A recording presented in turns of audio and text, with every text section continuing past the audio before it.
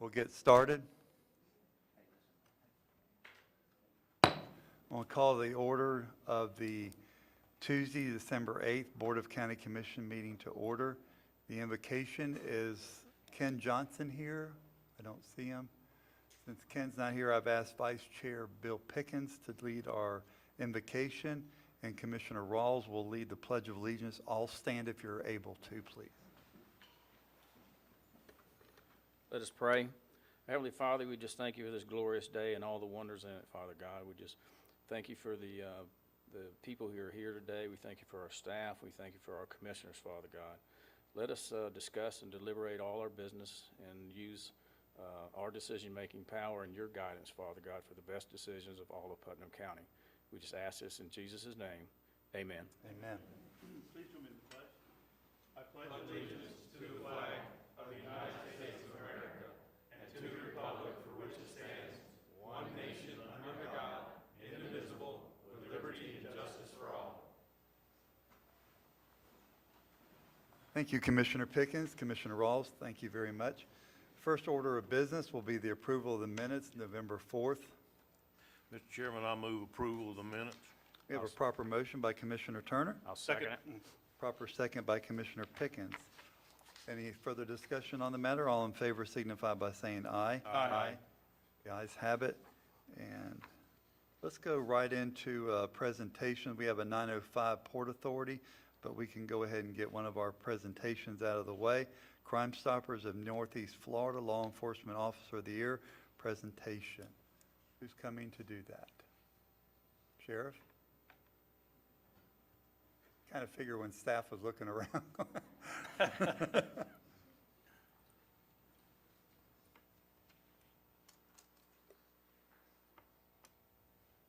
Good morning. Good morning. We're here today with Crime Stoppers of Northeast Florida to recognize one of our members who was recently nominated for an award by Crime Stoppers. Detective Clayton Usina is the death investigator for the Putnam County Sheriff's Office and is responsible for the investigation of all deaths, including homicides. During the past year, Clayton has been responsible for investigating 4 homicides and continuing an unsolved homicide investigation from 2019.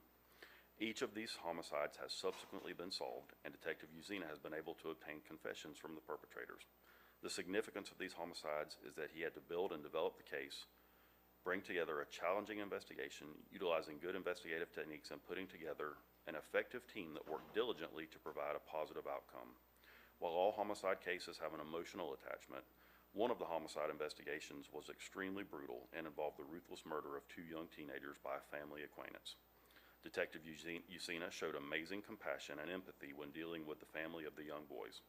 He displayed stamina and persistence while conducting the investigation effort in this case, spending many hours interviewing the suspect, which ultimately led to a confession. His perseverance brought about a successful conclusion and provided the family with a sense of closure over the death of their children. Clayton, if you could, please join me at the podium.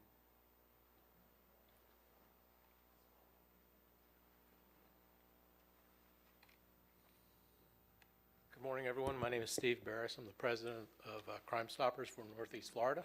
On behalf of Crime Stoppers and our board members, which are present, I'd like to thank you for giving us the opportunity to present this award here at the meeting. We normally have a banquet, but because of restrictions with large crowds and COVID, we weren't able to do that, but we thought it was very important to recognize the different officers from the different jurisdictions. So with that, I'd like to present Detective Usina with the plaque from Crime Stoppers for being the Outstanding Officer of the Year for 2020. Thank you.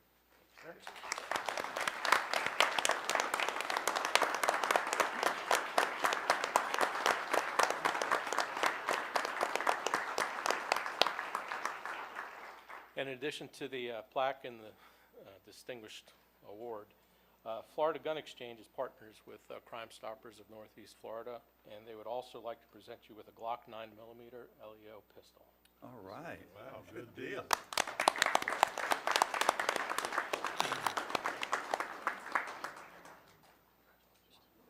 Sheriff. Come up here. Guys, y'all want to come in a little bit, or do y'all want to go down there? I'd have to stand way up here to get higher than sheriff. job. They were right where they needed. You drop that one and leave it here.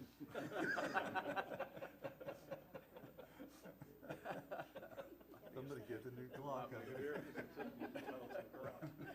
Be a scramble for that one. Taking a gun.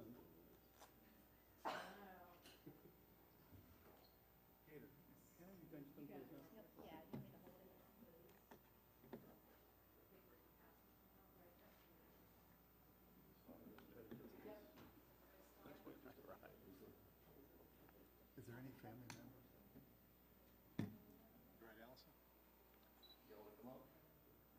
Come on, Come Paul. on, come on. Family? Come on, Renee. Get in the picture. Yeah, come on in.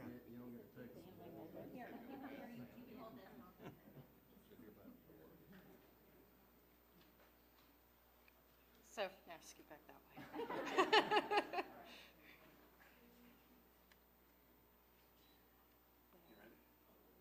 No. Commissioner Turner's a little shorter than the sheriff, so I can't quite see him. There we go. Let me get over here in the crack. Paul, can I get you to Come on in, Paul. There we go. Taking a shower this morning. All right, and here we go. Shoulders back. 1, 2, 3, smile. Good. Congratulations. See you. How you doing? Hey, Tina, how are you? Renee, you doing all right? Congratulations. Thank you. Really, great job. You want to get rid of that Glock? You know, right around the corner.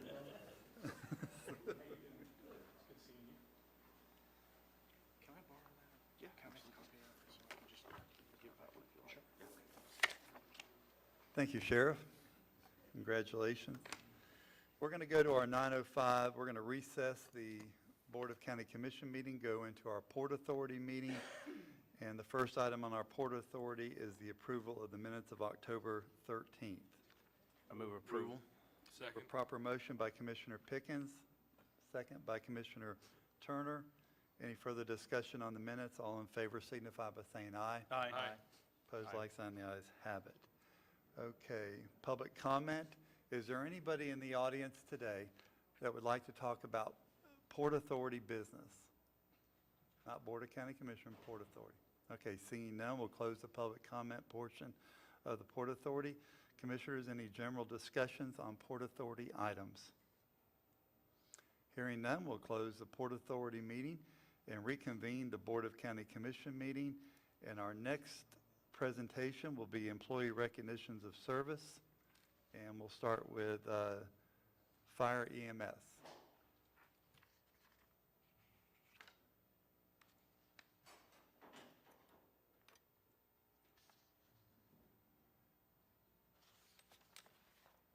Chief, are you going to come up?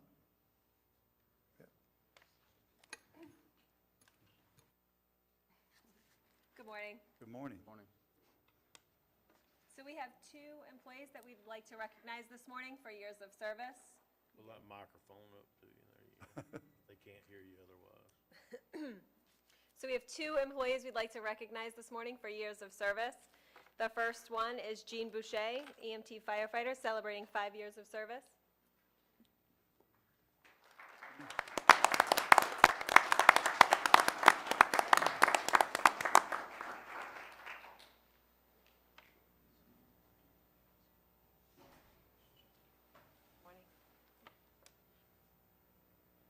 And the next employee is Tess Simpson, Recreation Manager, Senior Services, celebrating 15 years of service with the county.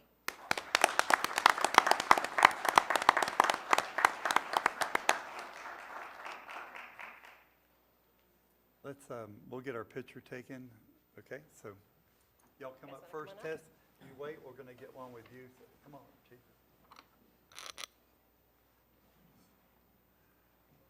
Brian, you want to come up with Tess in a minute? Like a big cardboard cutout that comes down.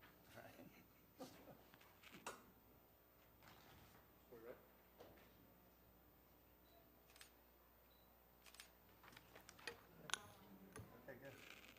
All right, Tess, Ryan, why don't you? Good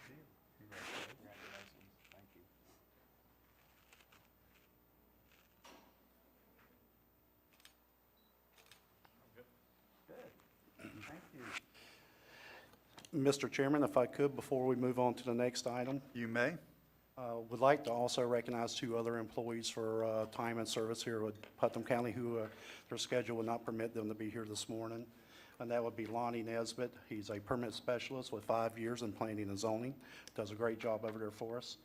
And Ms. Miriam Purifoy, staff assistant 2 at the library for 15 years of service. So I'd like to recognize both of those here this morning as well. Thank you. Very well recognized. Thank you.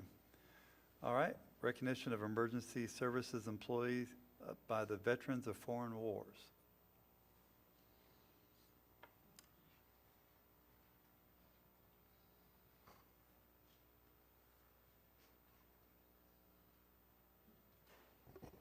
Good morning. Good morning. Good morning. Thank you again to our first responders for an outstanding job during the COVID-19. The Veterans of Foreign War Post 3349 would like to honor our 2019 EMT and firemen for the Putnam County emergency. Amanda Kennedy, and Robert Peacock, and Bradley Jones. Chief would like to say this.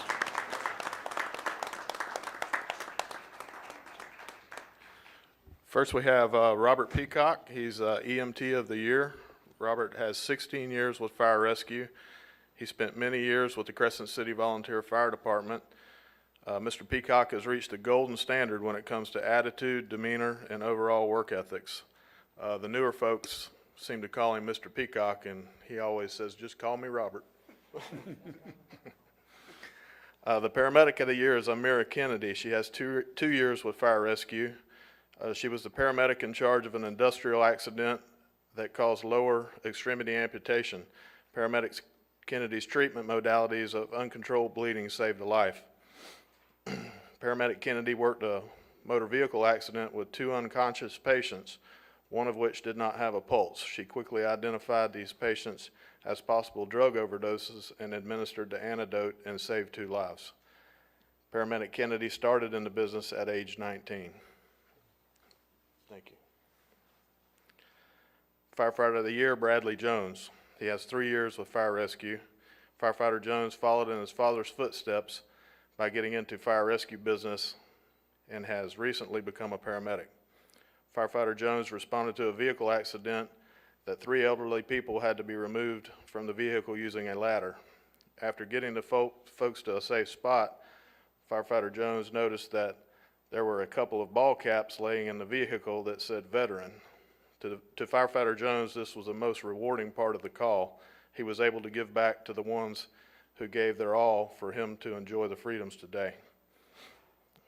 Firefighter Jones was very instrumental in representing our department in fundraising for a young patient who suffered from cancer.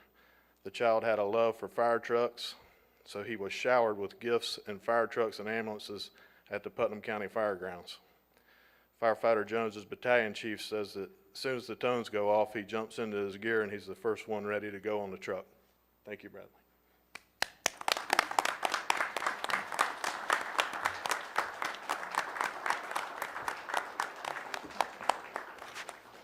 I'd like to have Robert Peacock come forward, please. Come, sir.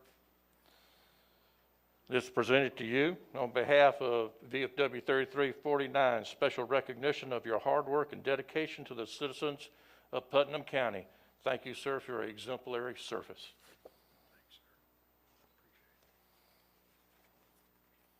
Now, how you want to do pictures? You can come up here. We're going to do them again with all of it. Y'all squeeze. You want to do them? Let's do one at a time. One at a time. That'd be great. That'd be great. Then we can do one big group photo. Can we slide down this way, please? Nobody's taller than There you JR. go. Keep going a little bit more. There you go. Perfect. There he's even with him standing up here.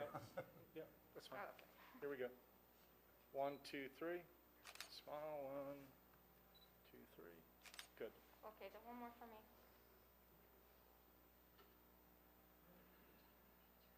You had to go up there, Sarah, I'm because a of JR, little short, didn't you? yeah. Yeah, I know. I know. Yeah. Call them up there one at a time, like.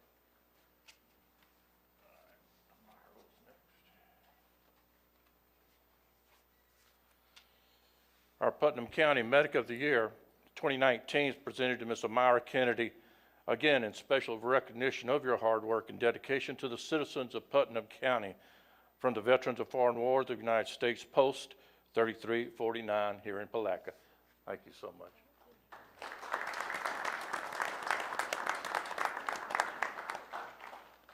You have family you want to bring up?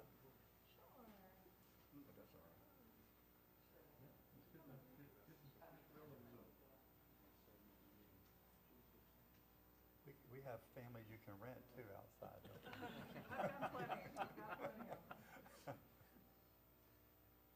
Can we slide down just this way, just a little bit, please? Keep going, right there, that's great. Are you ready? Levity, right?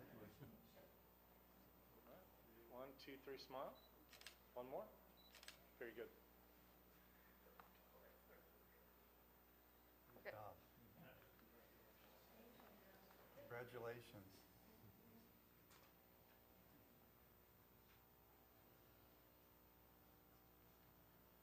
And finally, but certainly not least, is our Firefighter of the Year. 2019 is presented to Bradley Jones. Thank you, sir, for your hard work, your dedication to Putnam County, and for all that you do for each and every one of us on every call. Thank you very much, sir.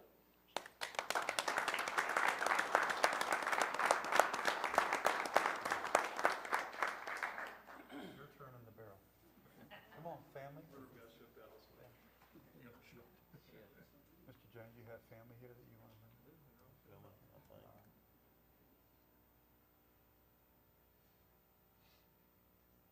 Can we start sliding down towards, there we go. There we go. Can we kind of try to get as close as we can? Okay, here we go. 1, 2, 3. One more time. Very good. Okay, wait, one more. Sarah, you're going to fall over backwards. I'm like super short. Okay, we're good. Thank you. Got it. Thank you very much. Selfie stick. You're right.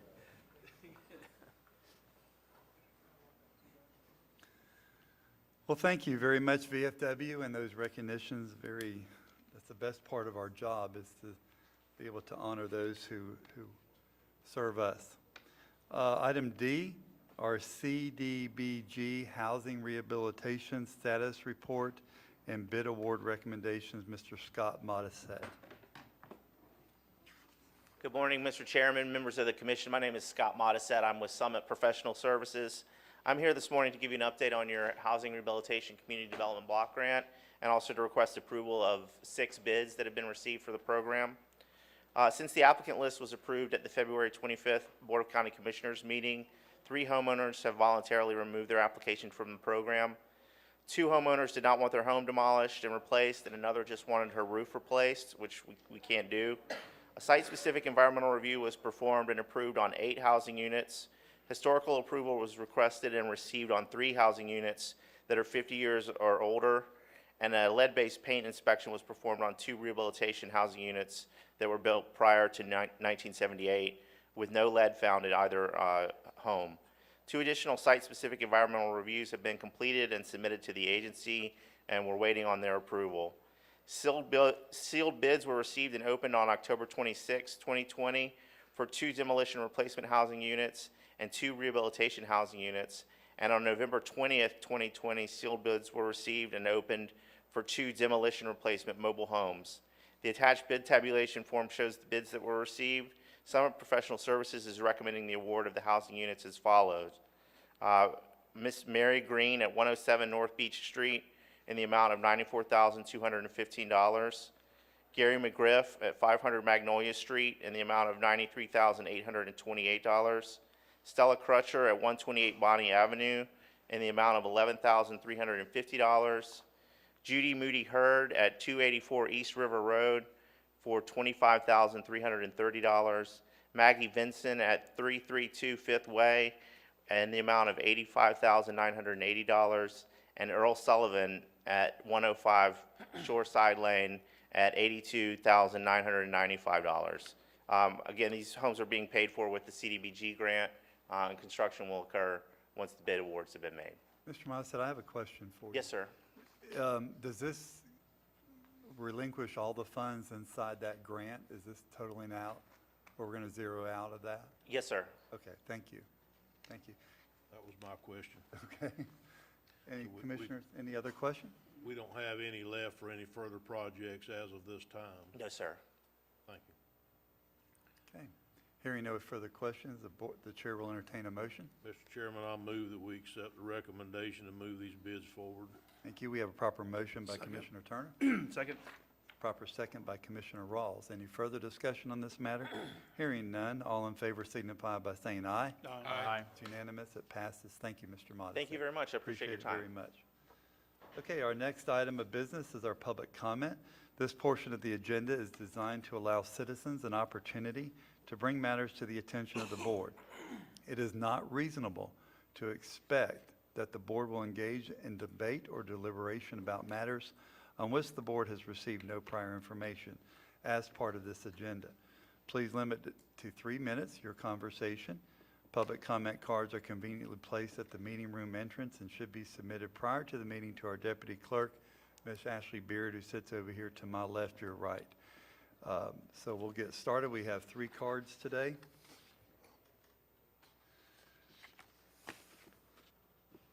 Mr. James Lilly.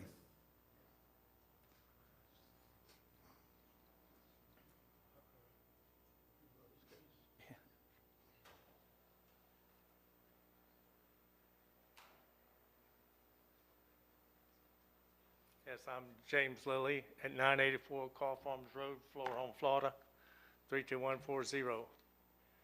I was planning to be on the agenda today for on the Florhome drainage, the north Florhome drainage, canal and Florhome.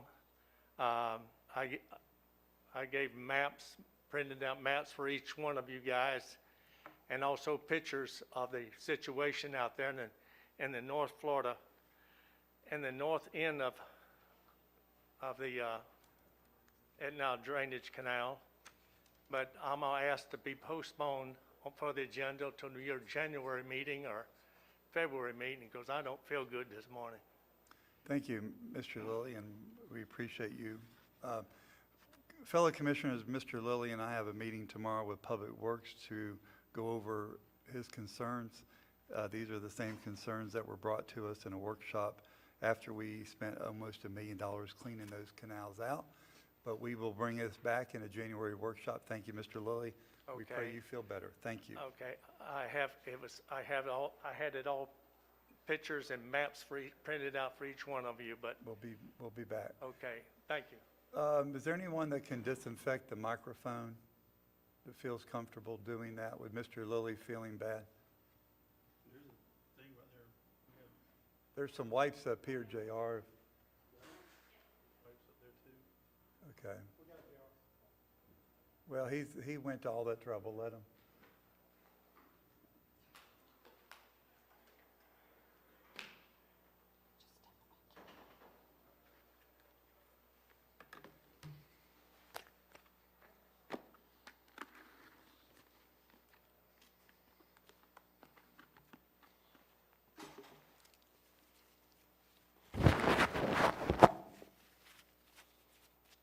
Probably takes you back to some of your training, doesn't it?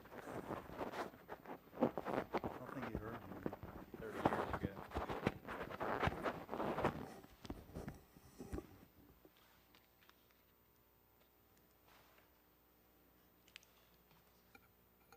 Thank you. Okay, next speaker will be Mr. Mike Perry. Mr. Perry, state your name and address for the record, please. Good morning, Commissioners. My name is Mike Perry. I reside in East Palaca, USA.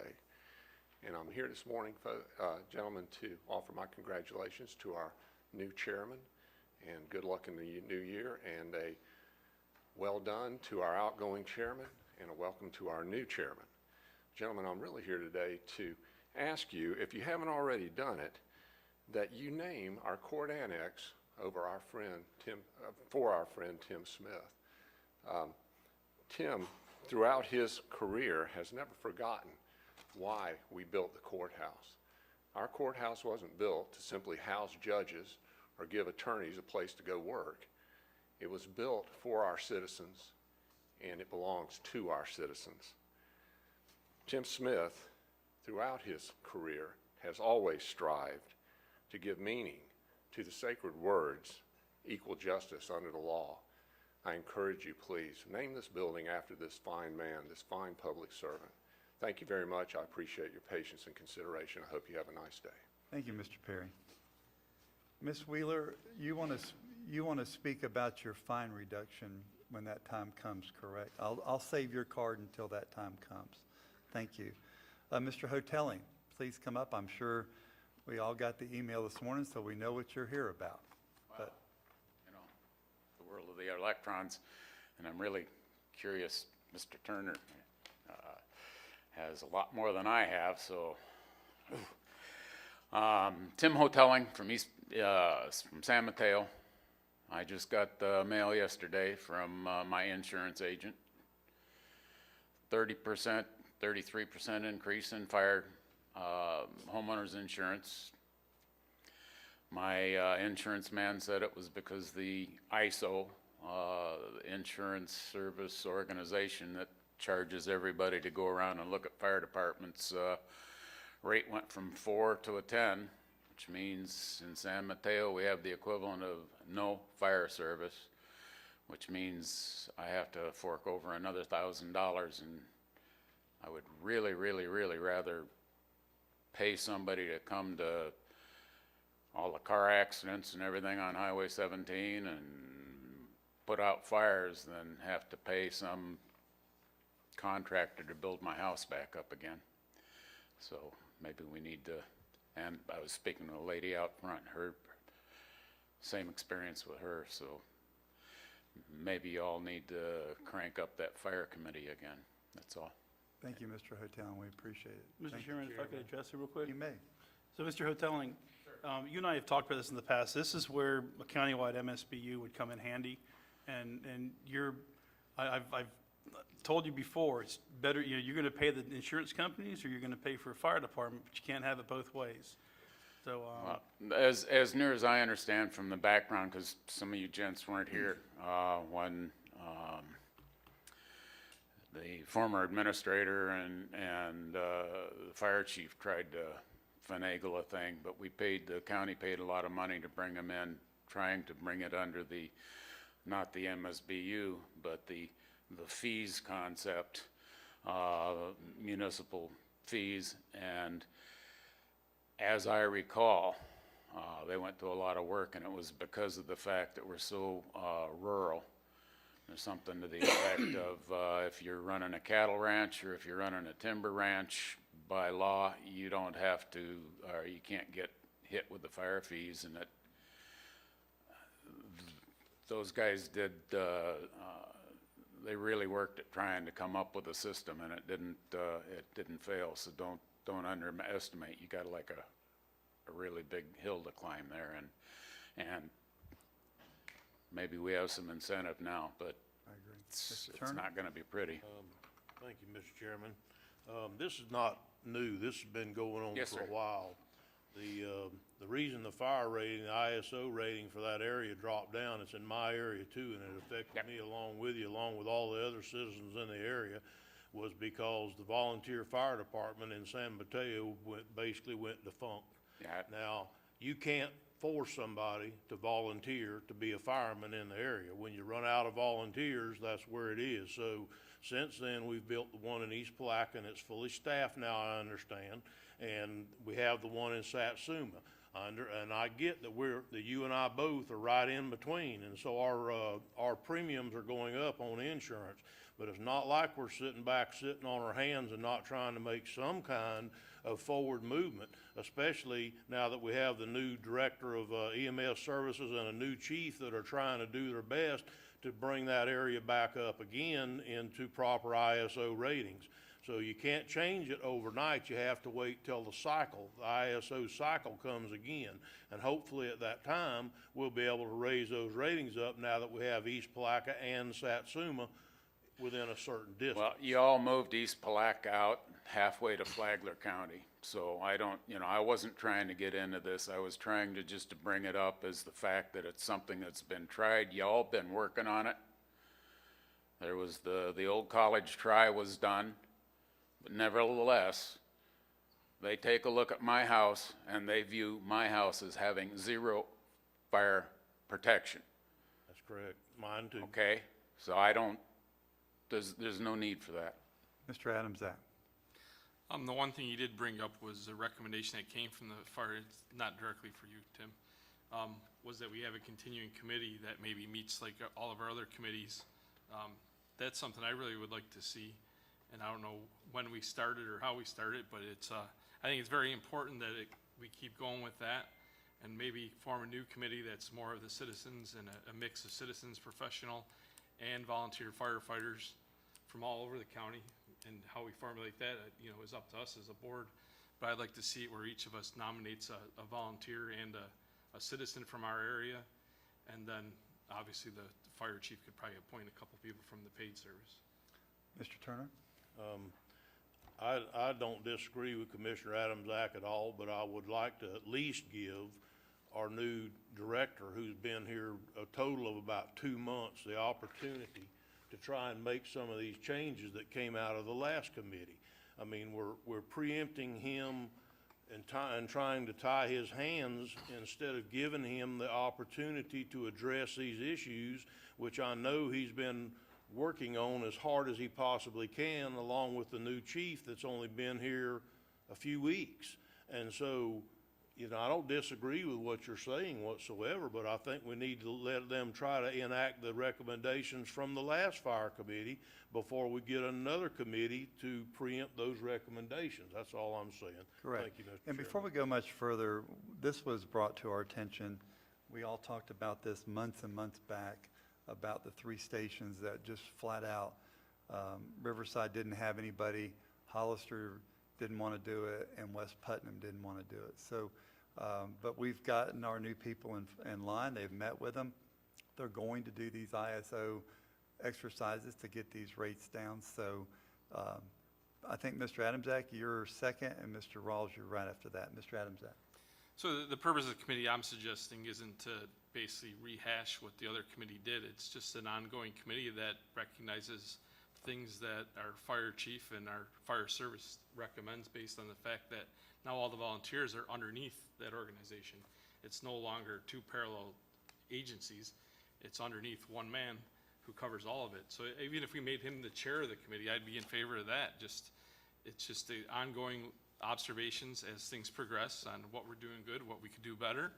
And that's what I think the purpose of that committee would be, not to rehash a plan. Thank you. Mr. Rawls? I agree with Commissioner Turner, Commissioner Adams-Ack. I think a committee would be in order. But something else that we would need to start doing as soon as possible would be to start discussing our budget, because unless something has changed dramatically, our fire and EMS service doesn't have the budget to operate right now. So we need to get those conversations started sooner than later. And the point that Mr. Hotelling brings to us is interesting, and I'm sorry that you're the one bringing this to us and you have to experience this pain, but you could be the poster child for what ails Putnam County. Maybe you could go out there and help champion this and let the taxpayers know that they're paying one way or another. And in my estimation, it would be much better, the money would be much better spent paying it locally to employ a fully staffed and functioning fire and EMS service. It does me no good to tell people when they go to sleep at night, sometimes the only engine on duty in Putnam County that is 100% responsive is coming out of San Mateo, especially when you live in the west end of the county. Satsuma. I'm sorry, Satsuma, you're correct, I'm sorry. And when we get Station 6 fully staffed, it's not going to make that much of a difference. But this is a large problem. We need to face it head on. The citizens spoke to us last January. We're coming up on our 1-year anniversary of our first and only nighttime town hall meeting here, and the subject of conversation was fire and EMS.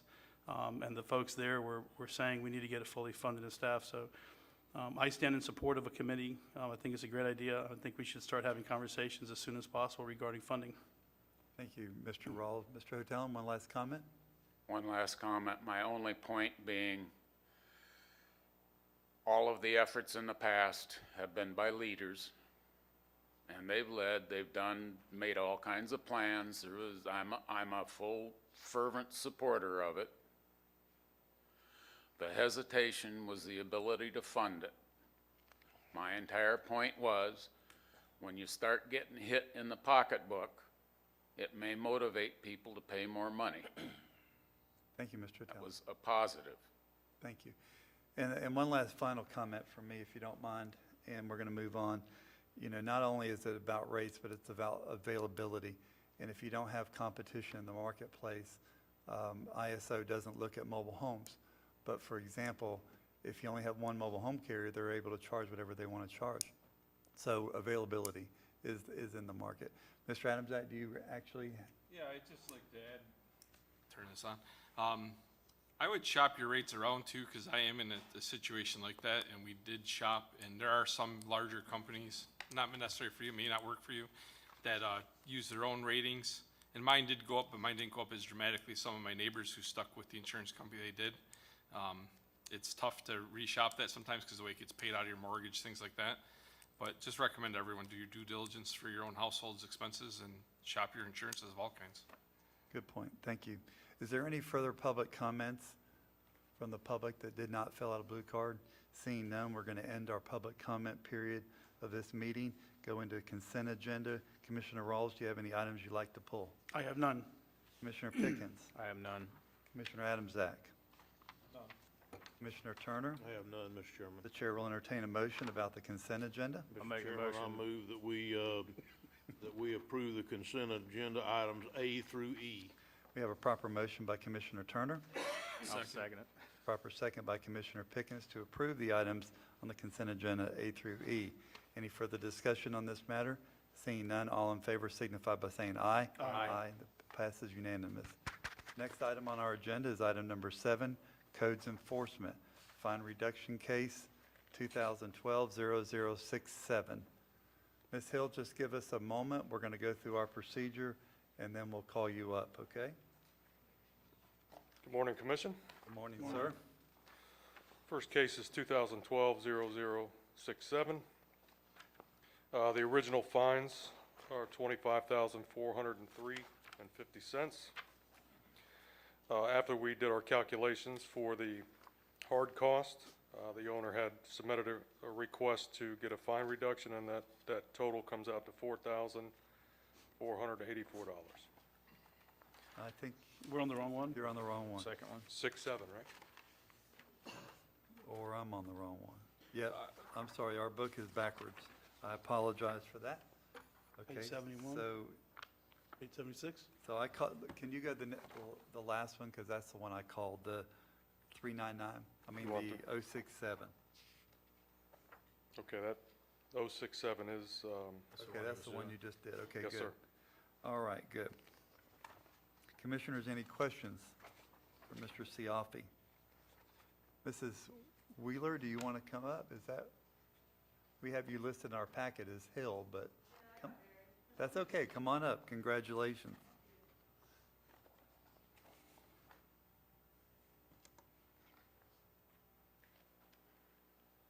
Ms. Hill, you'll have to talk right into the microphone, Okay.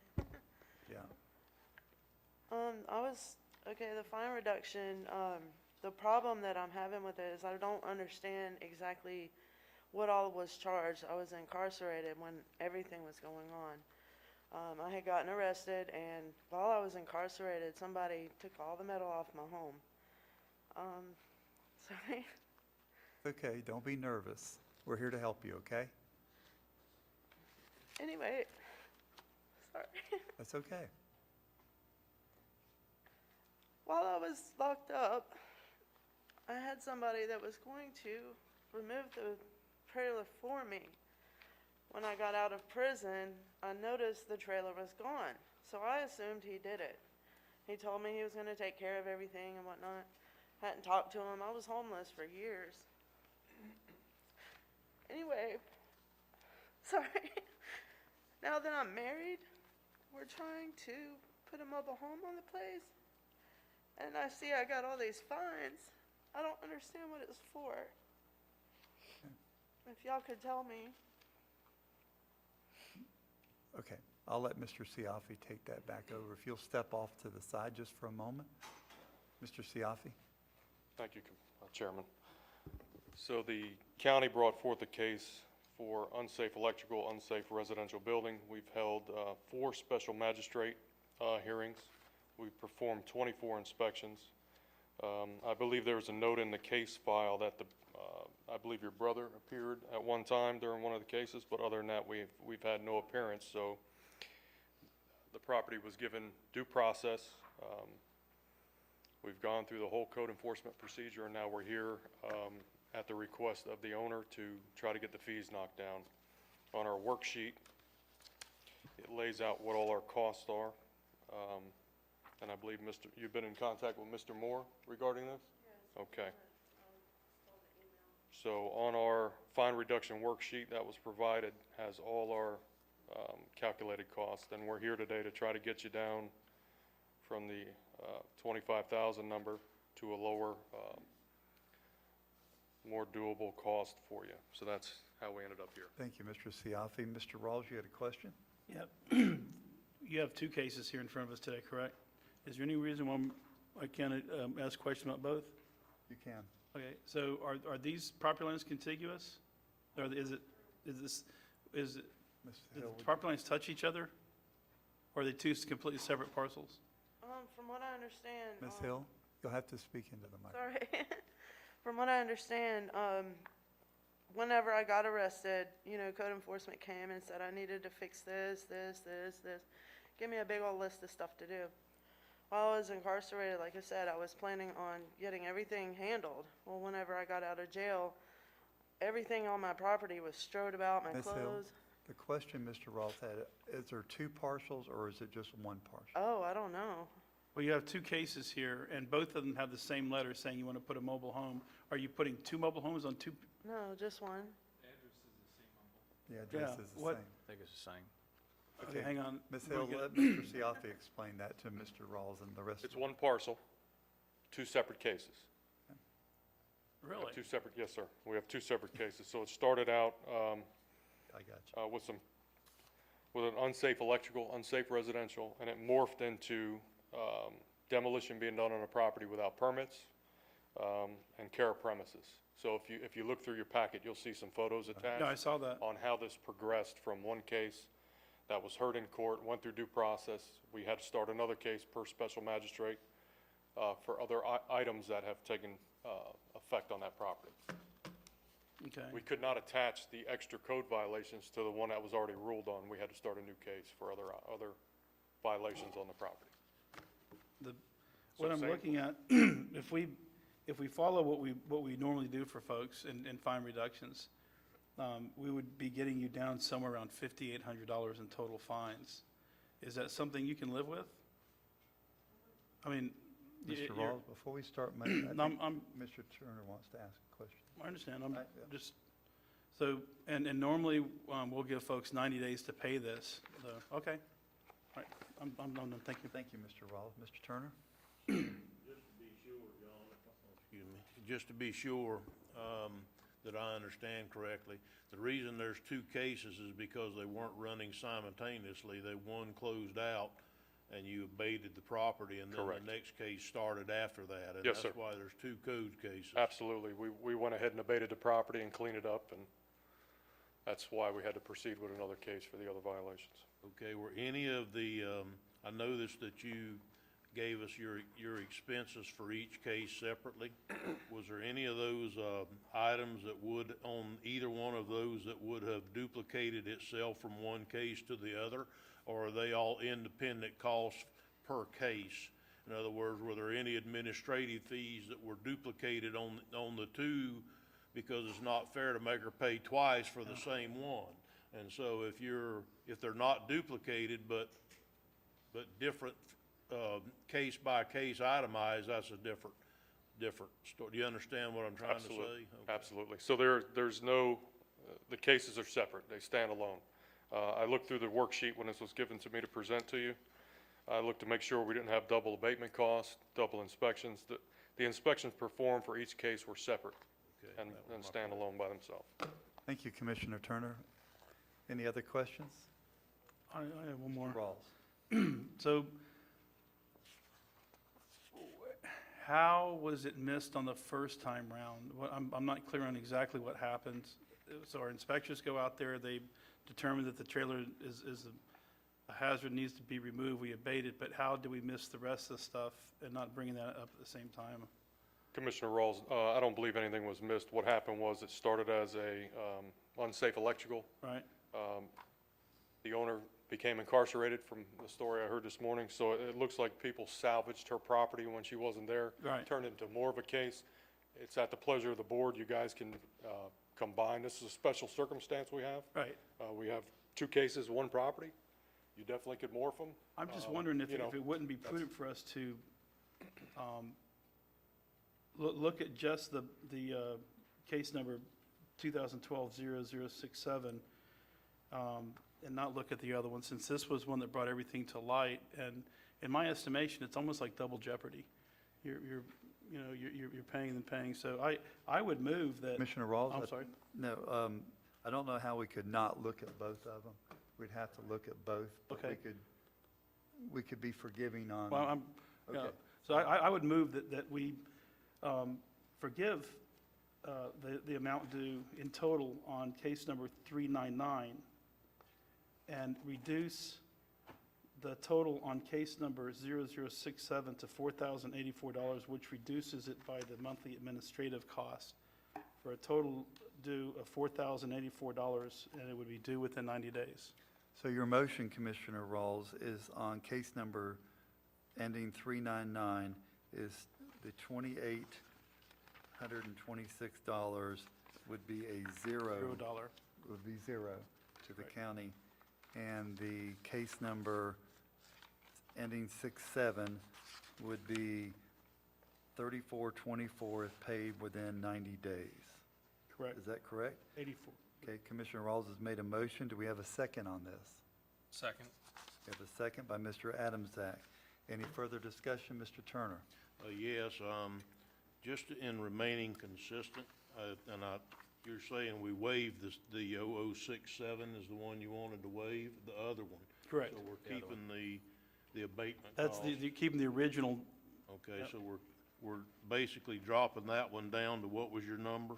3,024. I'd 3,424? 3,424 is what it would be. Okay. That's on 67. though. Right, and then he was saying to waive, well, we're gonna have to handle it separately, but Right. his motion was to waive it. I guess that's my next question. Do we have to handle that as 2 separate motions? I think we're gonna have to accept the 67 at your deal, and then make a motion after that would, for the Okay. second case, that say to waive that fee, if I'm not mistaken. Mr. Rawls, would you remove? So I'd make a motion that we, Oh, you got to remove your motion. okay, I'll drop the original motion and make a motion that we on case number 399, reduce it to $0. Okay, do we have a second for that? Second.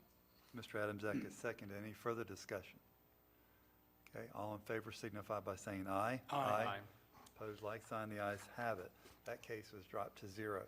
So now on case number 00067, ending in that, Mr. Rawls, what's your pleasure?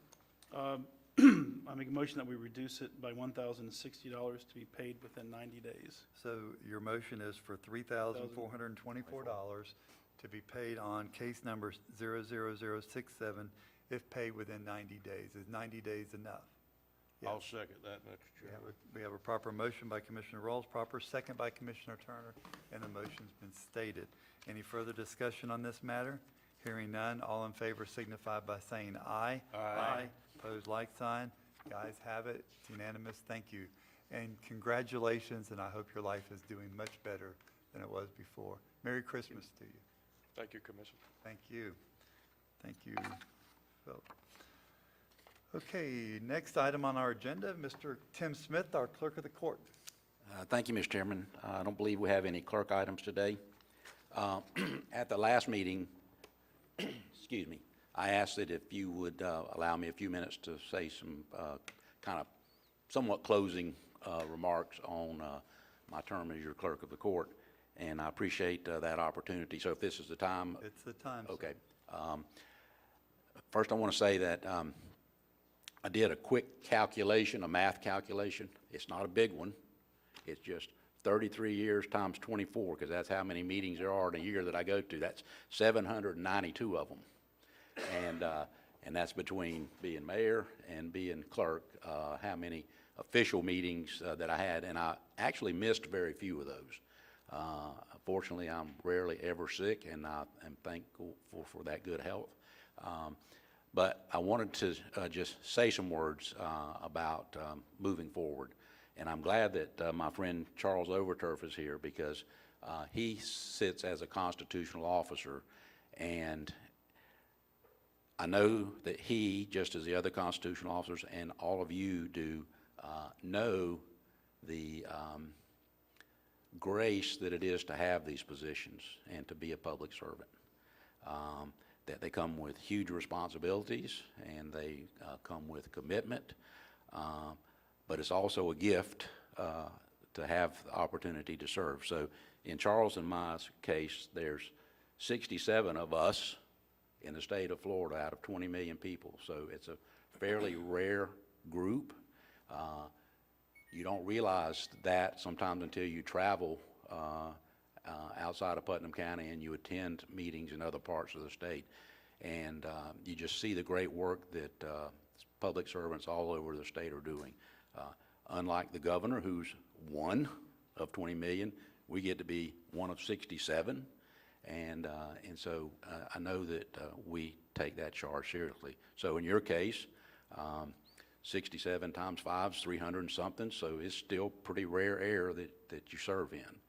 And so I was trying to think of an analogy of how this board works that I wanted to share with you.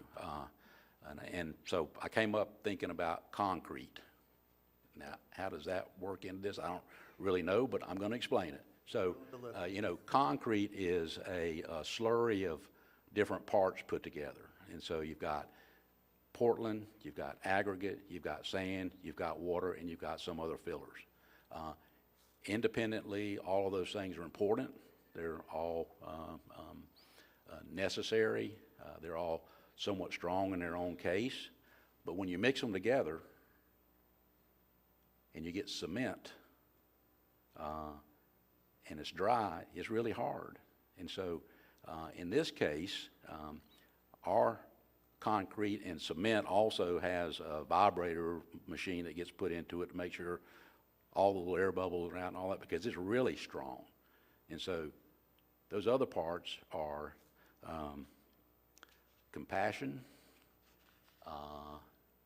respect, civility, support, and that's what you guys have to add to that concrete to make that really great. And so it's proper to debate issues, to get your point out, but it's also important, once those debates and those decisions have been made, is to relish and revel in the strength of that gathering of those positions that you all have. And so, you know, when I look out here and I see all of your department heads, and I see my good friend Mike Perry, there's a lot of folks that support this concrete. And so when you're building a really big structure, you make that concrete as hard as you can, because it needs to stand a long time. Sometimes if you're building a bridge, it has to withstand a lot of force put on it all the time. And so that's my encouragement to you as you move forward, so that I know sometimes there are personalities that get involved, and that's okay. Good, healthy debate is good for the community, but once a decision's made, it's your charge and all of ours is to move forward as a body. Understand that 75,000 plus people are depending on you to do that, as they have us, Charles and myself, and the other constitutional officers. I wish the sheriff was still here. But I want to tell you how thankful that I am and blessed in my life to have been able to work with this commission and prior commissions to move this county forward. I'm as excited about the future of our county as I've ever been. We have challenges, yes, but you know what? when you look at some of the other counties around us, they have challenges that we don't want. That's right. And so I'm thankful for what we have here. And then lastly, I want to say some words about my staff at the clerk's office, including Susan over here, and John Jones before her. But it's all of the folks that represent our office to serve the public. And as Mr. Perry mentioned earlier, we decided a long time ago that we don't make judgments on people. We don't know why you come in that door or call us on the phone, and that's not our job to do that. We have people that do judge people, but it's not us. What we know is when we quit judging people and making assumptions on folks, we really got real good at the public service part of this. And so I want to let you know that I'm thankful for all of your friendship. I look forward to working with you in some other aspects of our community. And thank you so much for being my friend and allowing me to take a few words, a few minutes to make these comments today. And I thank you, and I wish you all well. Thank you, Mr. Smith. You're a fine gentleman. You really are. Mr. Chairman, if I may? Yes, you may, Mr. Ross. Mr. Smith, they say you learn something new every day.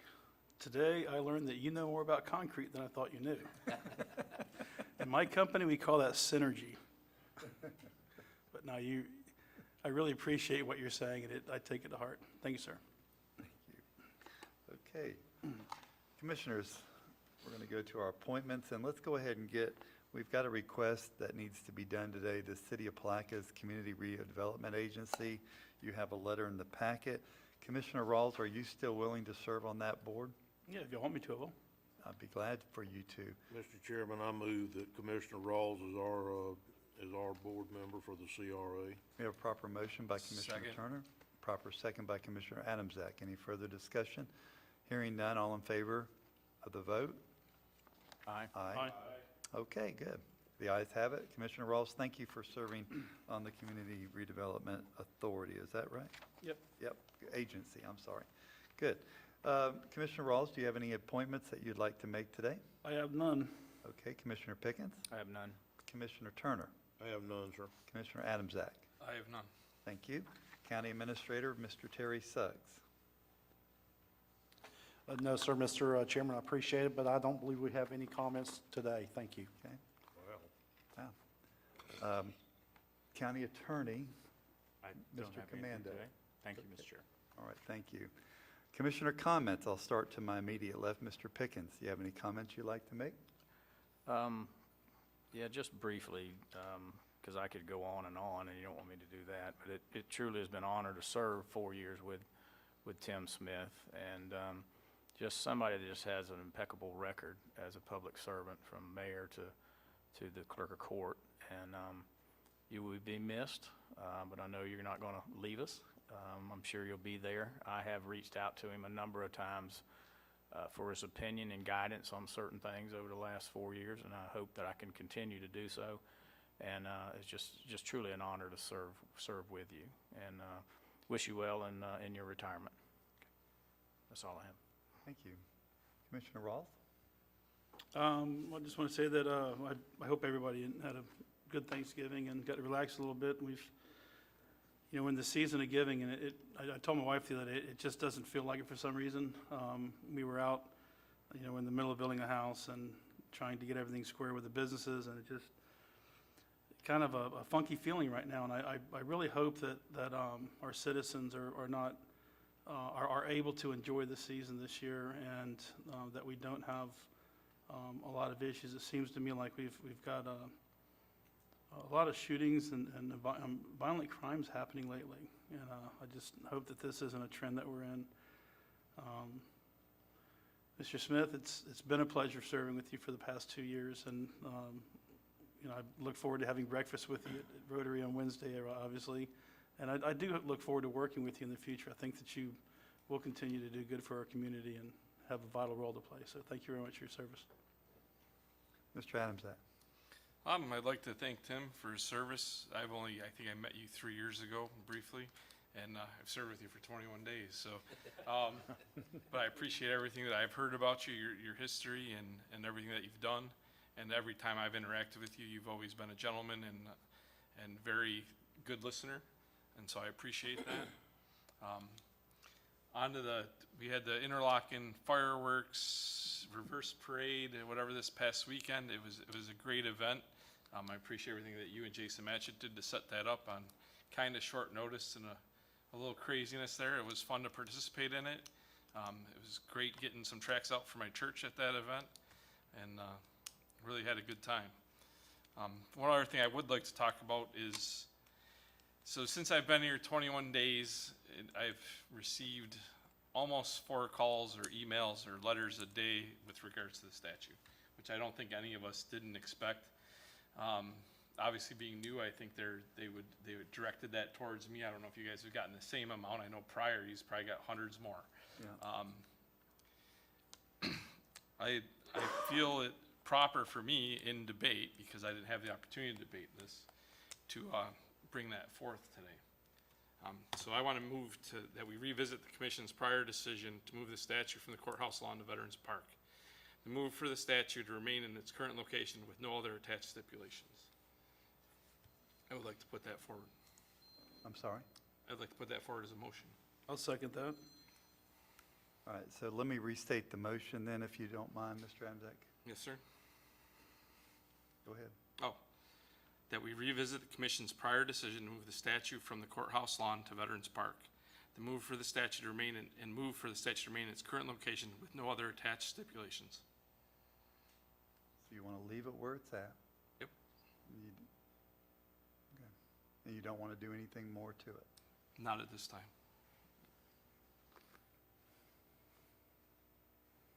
We have a proper motion and a proper second. Yes, Mr. Mr. Chairman, under discussion, I'd just like to say that, you know, we can keep rehashing this issue, but I think the board made a clear decision that gave a line to allow the statue to be moved if criteria was met through private funding and what have you. And I'm going to stay with that motion until the time that period is up, that 90 days is up, that the commission gave them to raise the money. Thank you. Thank you. You know, I feel the same way. We have to give them an opportunity to succeed or fail, one or the other. And I didn't vote for to be moved, although I don't mind that, but I wanted a more educational piece, as Mr. Smith had mentioned. So I want that, and it's not just about 90 days. That people have had a lot more time than that to raise money. So I know that that's what we've been accused of, but that's not true. Mr. Pickens. Yeah, I think we have to go with what the decision of the board made and allow that time frame to be played out for the opportunity for the public to raise, you know, the monies from Putnam County. And then when that time is over with, then I think we have another decision to make, is my opinion. So I'm not going to support it, but we can sure vote on it. Thank you. Any further? Mr. Rawls, you had your light on? Yeah, I did. So part of what I've been hearing in the public, there's a lot of frustration with, you know, one person's calling it a ransom, with the money that, or the demand that was put on there, saying that the $200,000 is too high. My biggest concern right now is that, you know, the public has not been heard yet. There was an outcry from the public to be able to vote on this issue. But I think we've really put ourselves in jeopardy here by voting to allow it to be moved, number one, against the will of the public, and number two, setting the bar so high that now we're hearing complaints from groups that just might be completely unreasonable, and I wonder if we haven't opened ourselves up to litigation. Mr. Amzak, did you have your light on? I mean, so basically in honor of debate, I wanted to share some things that I feel since you guys made it. I didn't necessarily disagree with the decision that you made. Just since then, all of the players who were on the side that you were trying to make a compromise for has basically poo-pooed on what you decided. I mean, so the compromise didn't satisfy anyone. The compromise hurt, or didn't, I don't know if it hurt them. It shouldn't hurt anyone, first of all, in my opinion. But the compromise did nothing for the side that was the majority. The minority side, every single one of the people that stood up that day has expressed either on Facebook or through the newspaper that they don't agree with it. So we've in fact done nothing to appease anyone. So some other things that came to light that I don't necessarily feel were talked about, and in the spirit of my adding to the debate, Confederate soldiers have been recognized status, including marking of plots and benefits during lifetime as a result of their service for being on the losing side of this war. Unknown soldiers are utilized to not only recognize, which is what that statue is, service on a broader sense, but also as a means to recognize those who became prisoners of war missing in action during their time of war. The Civil War had the highest rate of POW MIAs of any conflict or war the U.S. has ever been in its history. Over 409,000 of those who went to war were labeled POW MIA. These statues are the only thing marking those who never returned, and as there are so many, the most in U.S. history, whom are unaccounted for, this makes them very important parts of our history, for both the families and communities who saw them off. World War II had the second most, at less than 1/2 of the POWs MIAs from the Civil War at just over 154,000. Vietnam, in comparison, which has been used to raise Vietnam and Korea, to raise the light on POW MIAs, had less than 3,000. Over the past 12 years, the federal government has continued to fund the honoring, placement, and maintenance of Civil War Confederate historic locations, statues, monoliths, markers, to the tune of over $40 million in federal taxpayer funds. This should not be lost on this commission. There's a reason they do that. Many states, including New York State, which was a Union state, recognizes the importance of protecting Confederate soldier grave sites from those who died while imprisoned, that are buried near grounds of their deaths, and enacting stronger penalties for defacing, knocking down, or vandalizing these sites. Rights of the Confederate soldier were extended to marking the unmarked graves in many of these places, as well as in field-side grave sites. That could be established to an identity.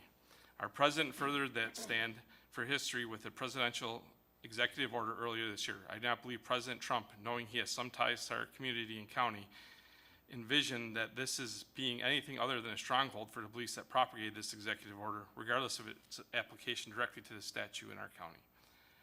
Since the removal of Confederate statues has begun, it has grown into other areas of our American history. Ulysses S. Grant, George Washington, Abraham Lincoln, Theodore Roosevelt, the World War II monument, Vietnam memorials, fire department logos, memorials to a Union African American regiment, Thomas Jefferson, and many others have been removed, toppled, vandalized, some by order of government agencies, some by force of those protesting, all of which include Black Lives Matter, with whom this local group chose to align with for their first rally forward. The Confederate Army was the first instance of service by conscription or draft in our country. 20% of those serving did so via these mandates and drafts. The Union was not far behind, but only around 6% of those soldiers came to battle via this manner. Almost every man available to fight from the ages 18 to 35 is called upon to do so by the Confederacy.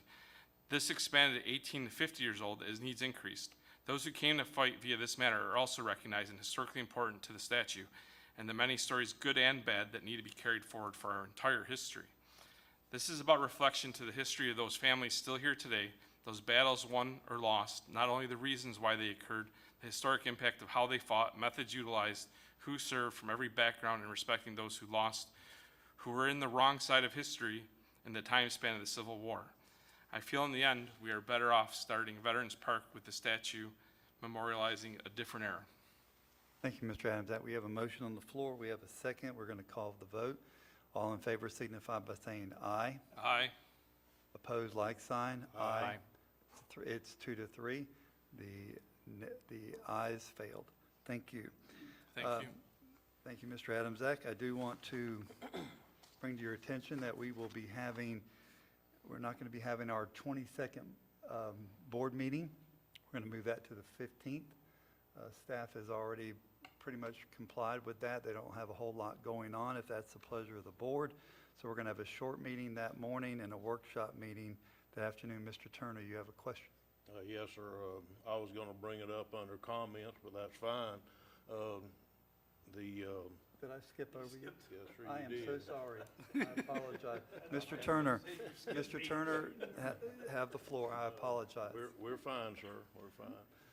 See how fast you go from chair to... Yes, sir. As chairman of the board, I don't think you have the authority to I do change not. board meetings. It has to be done at a board meeting. You can call special meetings and do all that at your will, but, so I think the 22nd to the 15th has to be something that the board decides on as a whole. Correct. So, because I don't know that I'm gonna be available on the 15th. And Okay. so I don't know that if we're gonna have one, unless staff is telling me that the whole damn staff is taking off on the 22nd, then I wouldn't mind having it on the 22nd. But I will make arrangements if that's what the vote is on the 15th. I'll cancel my other commitment to be here. So. You also have a special magistrate meeting that afternoon, the 15th. So, well, once before we had one of them, and I think they put the magistrate over in the conference room to let them deal with one issue at the time, so they could probably still do that. So whatever the board wants, but if we could take that up in just a second, Mr. Chairman. I know for a fact certain I can't be here on the 15th because I'll be recovering from surgery. Thank you. Mr. Turner, I forgot, I'm sorry. You can Well, there's make no your problem, comments. Mr. Chairman. No problem at all. I just wanted my opportunity to join with the board and talk about my friend Tim Smith without giving away our age. We've known each other and been close friends for 10 or 12 or 15 times longer than I've been a commissioner. And I've sought his counsel long before I became a commissioner on many issues over the years. So I do wish him a wonderful retirement. It's been earned, and he knows how I think about him. So with that being said, Mr. Chairman, I just wanted that opportunity to join the commission and comments on Mr. Smith. I understand, and I apologize for jumping ahead of you on that. I do want to thank the town of Interlaken, and we had a great event the other night, and it was really, really well done. The fireworks were just brilliant. I think the cool, crisp sky, and it just was amazing how everyone came together, social distance, and took responsibility upon themselves to govern themselves. We did paint rectangles, hearts, circles, stick men, end out of field. The kids were having a good time painting. I can't hardly blame them for that, but it was a lot of fun. So we do want to thank the town of Interlaken for that. I'd be remiss if I didn't follow with Tim Smith. I said it before, Mr. Smith, you've been a great friend of mine. I couldn't have not done this job without your guidance and your leadership. I think I was quoted in the paper of seeking your advice for not jumping off the wall at times, and that's okay, because truly there's days in this business that it wears on you a lot, and then there's days in this business that you can help people and you're really empowered for the next go round of it. You've always been a gentleman. You've always had a clear thought. You've always expressed yourself well, and you've always upheld yourself in a professional manner. And you've always been a friend of mine. So, and I look forward to your retirement. Anything I can do to help you, just one phone call away, Mr. Smith. So thank you. So gentlemen, I kind of let the cat out of the bag. If it's the pleasure of the board, and that was going to be my request today, but it seems like Mr. Adamczak will not be in attendance, so there probably is no reason to continue the conversation. I would not want to have a board meeting without Mr. Adamczak present. So on the 22nd, we'll have a very small board meeting that morning, and we'll do a workshop meeting quickly after that. Is that okay? I think we can do just, and speaking with Mr. Command, we can just schedule a workshop to immediately follow the BOCC meeting. And just so you know, I met with our department heads, directors yesterday in our pre-agenda meeting for what's coming up. And they're all going to make themselves available that can for your meeting on 22nd. They understand what their roles are and what their service level is to this board. So we have no issue with that, Mr. Chairman. I appreciate it. Thank you. It has been a hard year on a lot of our staff, and it would be, it's nice we'll have a meeting on the 22nd, move it really, not really fast, but we'll move it thoroughly, and then we'll go home and spend the holidays with our families. Mr. Chairman. Mr. Rawls? No third Tuesday then. We're not going to have the 15th meeting, we'll do it on the 22nd. Why not the 17th? Correct. I'm sorry? Why not the 17th? Again? Why not the 17th? 17th is our legislative delegation meeting at 1 o'clock. Yep. Why not have the meeting then? Mr. Adamczak might not still be able to be here with us in that attendance at that moment. So we'll just stay with the 22nd. Okay. Okay. All right, if there's no further business to come before this board, seeing none, this meeting's adjourned.